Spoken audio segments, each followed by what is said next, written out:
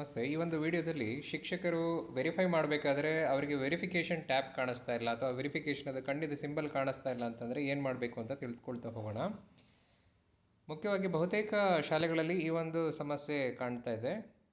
ಅವರು ಈ ಥರದೊಂದು ಸ್ಕ್ರೀನ್ಶಾಟ್ ಕಳಿಸ್ತಾ ಇದ್ದಾರೆ ತುಂಬ ಶಾಲೆಗಳಲ್ಲಿ. ಅಂದರೆ ನೋ ರೆಕಾರ್ಡ್ ಫೌಂಡ್ ಅಂತ ಹೇಳಿ ಕಾಣಿಸ್ತಾ ಇದೆ. ಅಲ್ಲಿ ಅವರಿಗೆ ವೆರಿಫಿಕೇಷನ್ ಅಥವಾ ವೆರಿಫೈ ಟ್ಯಾಬ್ ಕಾಣಿಸ್ತಾ ಇಲ್ಲ. ಇದು ಮೊದಲನೇ ಒಂದು ಸಮಸ್ಯೆ.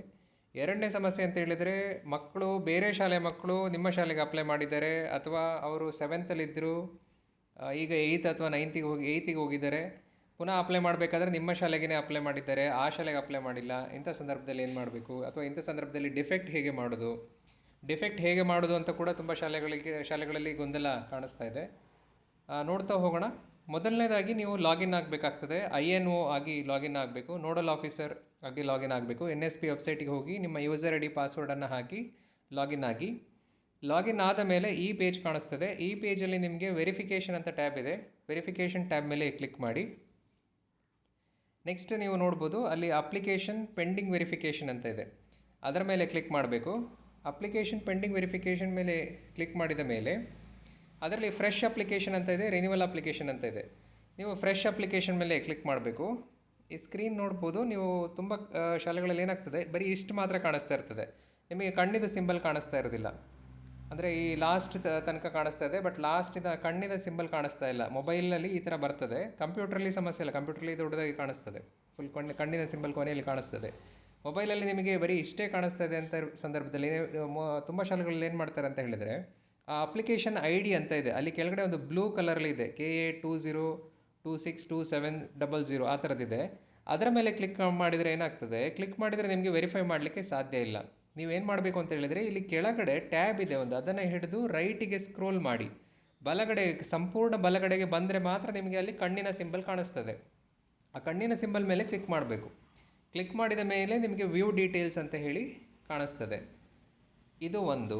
ಇನ್ನೊಂದು ಅಂತ ಹೇಳಿದರೆ, ಈ ಜಾಗದಲ್ಲಿ ಸಂಪೂರ್ಣ ಎಡಬದಿಯಲ್ಲಿ ಇಲ್ಲಿ ನೋಡ್ಬೋದು ನೀವು, ಬೈ ಅಥೆಂಟಿಕೇಷನ್ ಸ್ಟೇಟಸ್ ಇರ್ಬೋದು, ಅಥವಾ INO ಅಪ್ರೂವ್ಡ್ ಫಾರ್ ವೆರಿಫಿಕೇಷನ್ ಅಂತ ಇದೆ, ಅಥವಾ ಪ್ರೊಫೈಲ್ ಅಪ್ಡೇಟ್ ಸ್ಟೇಟಸ್ ಅಂತ ಇದೆ. ಇದೆಲ್ಲ 4 ಆಪ್ಷನ್ ಕೂಡ ಡನ್ ಆಗಿರಬೇಕು. ಇದರಲ್ಲಿ ಯಾವುದಾದ್ರು ನಾಟ್ ಡನ್ ಅಂತ ಇತ್ತು ಅಂತ ಹೇಳಿದರೆ ಆಗಲೂ ಕೂಡ ನಿಮಗೆ ವೆರಿಫೈ ಮಾಡಲಿಕ್ಕೆ ಸಾಧ್ಯ ಆಗೋದಿಲ್ಲ. ಬಹುತೇಕ ಶಾಲೆಗಳಲ್ಲಿ ಕೊನೆ ಆಪ್ಷನ್ ಏನಿದೆ, ಪ್ರೊಫೈಲ್ ಅಪ್ಡೇಟ್ ಸ್ಟೇಟಸ್ ಏನಿದೆ, ಅದು ನಾಟ್ ಡನ್ ಅಂತ ಇರ್ತದೆ. ಅಂಥ ಸಂದರ್ಭದಲ್ಲಿ ಏನು ಮಾಡಬೇಕು ಅಂತ ಹೇಳಿದರೆ, ಇಲ್ಲಿ ಮೈ ಪ್ರೊಫೈಲ್ ಅಂತ ಇದೆ, ಇಲ್ಲಿ ನೋಡ್ಬೋದು ನೀವು, ಮೈ ಪ್ರೊಫೈಲ್ ಅಂತ ಇದೆ. ಅದರ ಮೇಲೆ ಕ್ಲಿಕ್ ಮಾಡಿ, ಅದರಲ್ಲಿ ಅಪ್ಡೇಟ್ ಪ್ರೊಫೈಲ್ ಅಂತ ಬರ್ತದೆ. ಅದರ ಮೇಲೆ ಕ್ಲಿಕ್ ಮಾಡಿದಾಗ ಅಪ್ಡೇಟ್ ಪ್ರೊಫೈಲ್ ಅಂತ ಬರ್ತದೆ. ಸೊ ಅಪ್ಡೇಟ್ ಪ್ರೊಫೈಲ್ ಮೇಲೆ ಕ್ಲಿಕ್ ಮಾಡಬೇಕು. ಮೈ ಪ್ರೊಫೈಲ್ ಮೇಲೆ ಕ್ಲಿಕ್ ಮಾಡಿದ ನಂತರ ಅಪ್ಡೇಟ್ ಪ್ರೊಫೈಲ್ ಮೇಲೆ ಕ್ಲಿಕ್ ಮಾಡಿ. ಆಗ OTP ಬರ್ತದೆ. OTP ಹಾಕಿದ ಮೇಲೆ ಆ ಪೇಜನ್ನು ಪೂರ ಕೆಳಗಡೆ ಸ್ಕ್ರೋಲ್ ಮಾಡಿ, ಅಲ್ಲಿ ಫೈನಲ್ ಸಬ್ಮಿಟ್ ಅಂತ ಇದೆ. ಆ ಫೈನಲ್ ಸಬ್ಮಿಟ್ ಮೇಲೆ ಕ್ಲಿಕ್ ಮಾಡಿದ ಮೇಲೆ ನಿಮಗೆ ಇದು ಪ್ರೊಫೈಲ್ ಸ್ಟೇಟಸ್ ಏನಿದೆ ಅದು ಕೂಡ ಡನ್ ಅಂತ ಬರ್ತದೆ. ಸೊ ಮುಖ್ಯವಾಗಿ ಈ ಎಲ್ಲ 4 ಆಪ್ಷನ್ ಕೂಡ ಡನ್ ಅಂತ ಇರಬೇಕು. ನೆಕ್ಸ್ಟ್ ನೀವು ವೆರಿಫಿಕೇಷನ್ ಮೇಲೆ ಕ್ಲಿಕ್ ಮಾಡ್ತೀರಿ, ಅಪ್ಲಿಕೇಶನ್ ಪೆಂಡಿಂಗ್ ವೆರಿಫಿಕೇಷನ್ ಮೇಲೆ ಕ್ಲಿಕ್ ಮಾಡ್ತೀರಿ. ಅದರಲ್ಲಿ ಫ್ರೆಶ್ ವೆರಿಫಿಕೇಷನ್ ಮತ್ತು ರಿನ್ಯೂವಲ್ ವೆರಿಫಿಕೇಷನ್. ಫ್ರೆಶ್ ವೆರಿಫಿಕೇಷನ್ ಮೇಲೆ ಕ್ಲಿಕ್ ಮಾಡಿದ ಮೇಲೆ ನಿಮಗೆ ಇಷ್ಟೇ ಕಾಣಿಸ್ತಾ ಇದ್ದರೆ ನೀವು ಪುನಃ ರೈಟಿಗೆ ಹೋಗಬೇಕು. ಕೆಳಗಡೆ ಒಂದು ಸ್ಕ್ರೋಲ್ ಬಾರ್ ಇದೆ. ಸ್ಕ್ರೋಲ್ ಬಾರನ್ನು ಹಿಡಿದು ಕಂಪ್ಲೀಟ್ ರೈಟಿಗೆ ಹೋಗಬೇಕು. ರೈಟಿಗೆ ಹೋದರೆ ಆ ಜಾಗದಲ್ಲಿ ನಿಮಗೆ ಈ ಸಿಂಬಲ್ ಕಾಣಿಸ್ತದೆ, ಕಣ್ಣಿನ ಸಿಂಬಲ್. ಅದರ ಮೇಲೆ ಕ್ಲಿಕ್ ಮಾಡಿ. ಕಣ್ಣಿನ ಸಿಂಬಲ್ ಮೇಲೆ ಕ್ಲಿಕ್ ಮಾಡಿದ ಮೇಲೆ, ಅಂದರೆ ವ್ಯೂ ಡೀಟೇಲ್ಸ್ ಅಂತ ಹೇಳಿ, ಅದರ ಮೇಲೆ ಕ್ಲಿಕ್ ಮಾಡಿದ ಮೇಲೆ ನಿಮಗೆ ಮಗುವಿನ ಸಂಪೂರ್ಣ ಮಾಹಿತಿ ದೊರೀತದೆ. ನೀವು ಆ ಪೇಜಲ್ಲಿ ಸ್ಕ್ರೋಲ್ ಮಾಡ್ತಾ ಹೋಗಿ, ಕೆಳಗಡೆ ತನಕ ಹೋಗಿ, ಸಂಪೂರ್ಣವಾಗಿ ಕೆಳಗಡೆ ಹೋದ ಮೇಲೆ ನೀವು ಅಪ್ಲಿಕೇಶನ್ ಅವ್ರದ್ದು ಅಡ್ಮಿಷನ್ ಫೀಸ್ ಏನಿದೆ, ಟ್ಯೂಷನ್ ಫೀಸ್ ಇದೆ, ಅದನ್ನು ಹಾಕಬೇಕು. ಅದನ್ನು ಹಾಕಿದ ಮೇಲೆ ಇನ್ ಕೇಸ್ ನಿಮಗೆ ಈ ಮಗು ನಿಮ್ಮ ಶಾಲೆಯಲ್ಲಿ ಓದ್ತಾ ಇಲ್ಲ, ಅಥವಾ 7ನೇ ಕ್ಲಾಸಲ್ಲಿ ಇದ್ದ, ಈಗ 8ನೇ ಕ್ಲಾಸಿಗೆ ಹೋಗಿದ್ದಾನೆ, ಬಟ್ ಅವರು ಪುನಃ ನಿಮ್ಮ ಶಾಲೆಯ ಹೆಸರನ್ನೇ ಹಾಕಿದ್ದಾರೆ, ಅವರ ಶಾಲೆಯ ಹೆಸರನ್ನು ಹಾಕಿಲ್ಲ. ಅಂಥ ಸಂದರ್ಭದಲ್ಲಿ ಏನು ಮಾಡಬೇಕು ಅಂತ ಹೇಳಿದರೆ, ಇಲ್ಲಿ ಏನು ಚೆಕ್ ಬಾಕ್ಸ್ ಇದೆ ಅದನ್ನು ಟಿಕ್ ಮಾಡಬೇಡಿ. ಟಿಕ್ ಮಾಡಬೇಡಿ. ಡೈರೆಕ್ಟಾಗಿ ನೀವು ಇಲ್ಲಿ ಡಿಫೆಕ್ಟ್ ಅಂತ ಕಾಣಿಸ್ತಾ ಇದೆ, ಆ ಡಿಫೆಕ್ಟ್ ಮೇಲೆ ಕ್ಲಿಕ್ ಮಾಡಿದರೆ ಏನಾಗ್ತದೆ ಅಂತ ಹೇಳಿದರೆ, ಅಪ್ಲಿಕೇಶನ್ ಪುನಃ ಮಗುವಿಗೆ ಹೋಗ್ತದೆ. ಪುನಃ ಅವರು ಲಾಗಿನ್ ಆಗಿ ಅವರು ಯಾವ ಶಾಲೆಯಲ್ಲಿ ಓದ್ತಾ ಇದ್ದಾರೆ ಆ ಶಾಲೆಗೆ ಅಪ್ಲಿಕೇಶನ್ನ ಹಾಕ್ತಾರೆ. ಇದು ಒಂದು ಡಿಫೆಕ್ಟ್ ಮಾಡೋದಾದರೆ. ಇನ್ನು ವೆರಿಫೈ ಮಾಡಬೇಕು ಅಂತ ಹೇಳಿದರೆ ನೀವು 2 ಚೆಕ್ ಬಾಕ್ಸನ್ನು ಟಿಕ್ ಮಾಡಿ ವೆರಿಫೈ ಕೊಡ್ಬೋದು. ಮತ್ತು ಇನ್ನೊಂದು ಮಾಹಿತಿ ಅಂತ ಹೇಳಿದರೆ, ನೀವು ಡಿಫೆಕ್ಟ್ ಮಾಡಲಿಕ್ಕಿಂತ ಮೊದಲು ರಿಮಾರ್ಕ್ಸ್ ಸೆಕ್ಷನಲ್ಲಿ ಬರೀಬೇಕು. ಅಲ್ಲಿ ಒಂದು ರಿಮಾರ್ಕ್ಸ್ ಅಂತ ಜಾಗ ಇದೆ, ಆ ರಿಮಾರ್ಕ್ಸ್ ಸೆಕ್ಷನಲ್ಲಿ ಬರೀಬೇಕು. ಅಂದರೆ ಏನಂತ ಬರೀಬೇಕು ಅಂತ ಹೇಳಿದರೆ, ರಿಮಾರ್ಕ್ಸಲ್ಲಿ student not studying in this school ಅಂತ ಹೇಳಿ ಬರೀಬೇಕು. ಅಂದರೆ ನಮ್ಮ ಶಾಲೆಯಲ್ಲಿ ಓದ್ತಾ ಇಲ್ಲ ಅಂತೇಳಿ ಬರೆದು ನೆಕ್ಸ್ಟ್ ನೀವು ಡಿಫೆಕ್ಟ್ ಮೇಲೆ ಕ್ಲಿಕ್ ಮಾಡಬೇಕು. ಈ ಥರ ಮಾಡೋದ್ರಿಂದ ಪುನಃ ಅಪ್ಲಿಕೇಶನ್ ಮಗುವಿಗೆ ಹೋಗ್ತದೆ.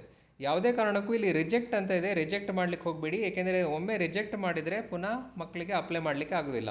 ಇನ್ ಕೇಸ್ ಮಿಸ್ಸಾಗಿ ನೀವು ರಿಜೆಕ್ಟ್ ಮಾಡಿದ್ರಿ ಅಂತ ಅಂದ್ಕೊಂಡ್ರೆ ಅಂತ ಹೇಳಿದರೆ, ಇನ್ ಕೇಸ್ ರಿಜೆಕ್ಟ್ ಮಾಡಿದರೆ ಏನಾಗ್ತದೆ, ಅದು ಪುನಃ ನಿಮ್ಮ ಲಾಗಿನ್ನಲ್ಲೇ ಇರ್ತದೆ.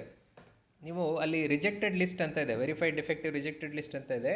ಅಲ್ಲಿ ರಿಜೆಕ್ಟೆಡ್ ಲಿಸ್ಟಿಗೆ ಹೋದರೆ ಆ ರಿಜೆಕ್ಟೆಡ್ ಲಿಸ್ಟಲ್ಲಿ ಈ ಅಪ್ಲಿಕೇಶನ್ ಕಾಣಿಸ್ತದೆ. ಅಲ್ಲಿ ಲಾಸ್ಟಲ್ಲಿ ರಿವೋಕ್ ಅಂತ ಇದೆ. ಆ ರಿವೋಕ್ ಮೇಲೆ ಕ್ಲಿಕ್ ಮಾಡಿದರೆ ಪುನಃ ಈ ಅಪ್ಲಿಕೇಶನ್ ನಿಮ್ಮ ವೆರಿಫಿಕೇಷನ್ ಒಳಗಡೆ ಬರ್ತದೆ. ಅಂದರೆ ಫ್ರೆಶ್ ವೆರಿಫಿಕೇಷನ್ ಅಥವಾ ರಿನ್ಯೂವಲ್ ವೆರಿಫಿಕೇಷನ್ ಒಳಗಡೆ ಬರ್ತದೆ. ಆ ಫ್ರೆಶ್ ಅಥವಾ ರಿನ್ಯೂವಲ್ ವೆರಿಫಿಕೇಷನಲ್ಲಿ ಹೋಗಿ ಕ್ಲಿಕ್ ಮಾಡಿದರೆ ಪುನಃ ಇದೇ ಥರ ಪೇಜ್ ಬರ್ತದೆ. ಆ ಪೇಜಲ್ಲಿ ಕೆಳಗಡೆ ನೀವು ಡಿಫೆಕ್ಟ್ ಅಂತ ಕ್ಲಿಕ್ ಮಾಡಬೇಕು. ಧನ್ಯವಾದ.